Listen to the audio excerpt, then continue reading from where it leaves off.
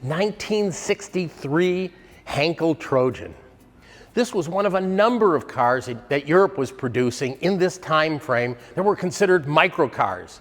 Tiny vehicles with very small engines that were super economical. You could park anywhere and were very inexpensive to buy.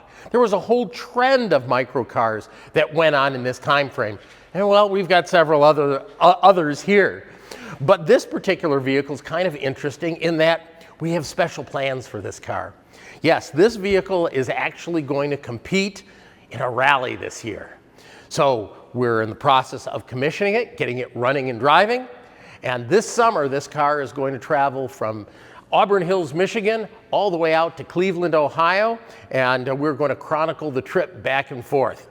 But let me tell you a little bit about what's going to power the pilot and his co-pilot in this. Well, Heinkel built their own engines. It was a single cylinder, very small 175 cc engine, and the horsepower is only 9.2.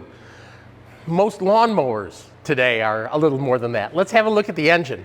I've removed the rear window here so we can get at the engine a little easier because yes, it is tucked in this little tiny compartment. And if you look down in the hole, there is the single cylinder engine.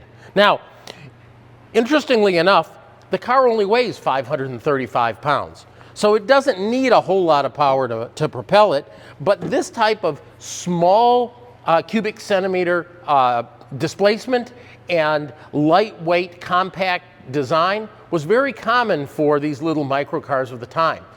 You had others that looked very similar, like the BMW Isetta, but the unique thing about Isetta was the steering wheel actually connected to the front door so it would pull out of the way when you open the door. They couldn't do that without infringing on patents for Heinkel, but this is a very unique vehicle in its own right.